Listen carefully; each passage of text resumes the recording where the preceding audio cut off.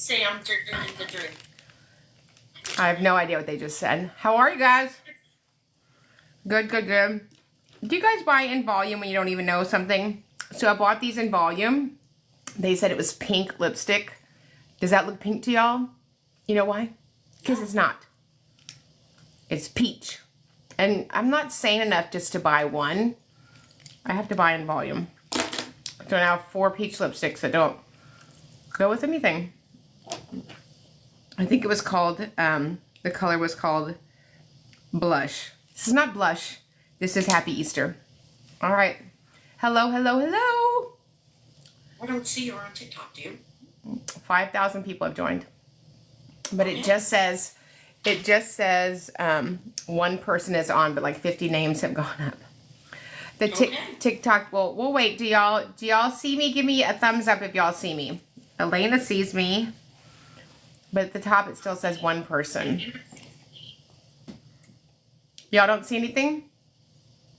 Oh, live. Just got it. Live. Yeah. Yes. Like, does anybody need these peach? Does it look like I wear peach? No, I'm not an Easter basket. Rebecca, give me. Okay, and Kate sees 23 people in here. I love people that use people. And now 51. Okay, good.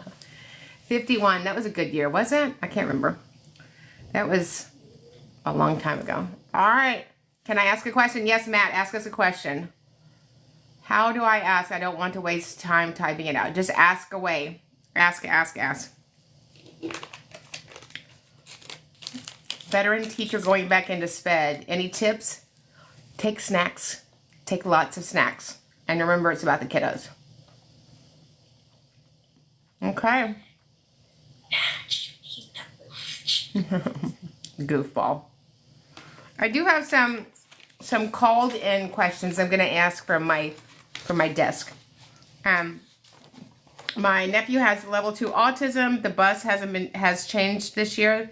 He lives 8 miles from the school. He used to only be 15 minutes from the school on the bus ride.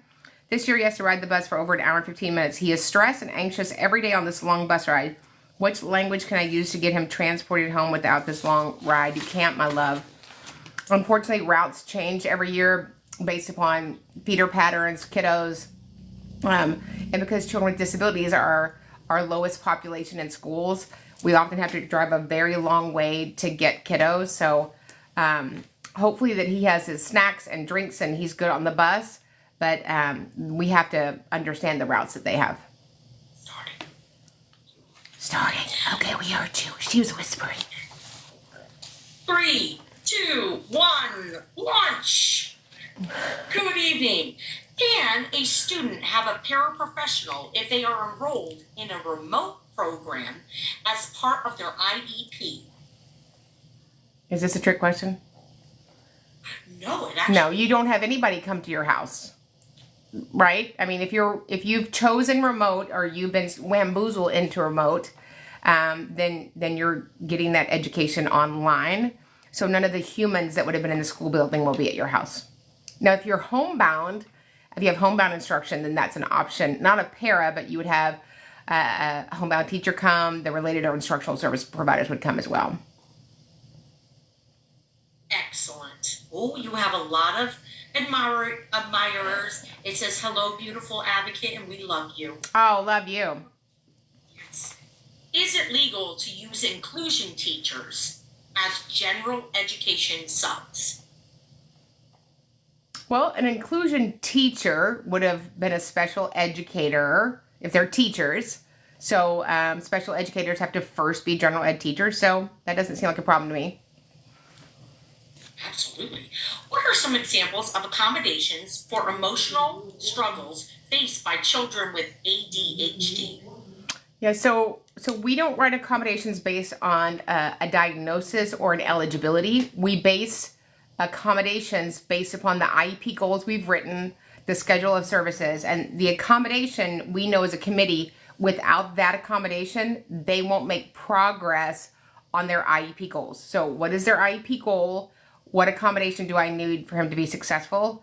You could Google what are accommodations for neurological conditions, but everybody's ADHD, everybody's autism, everybody's anxiety, everybody's bipolar, everybody's Tourette's. Everybody's, anxiety looks different and presents different. Some kids go out, some kids go in.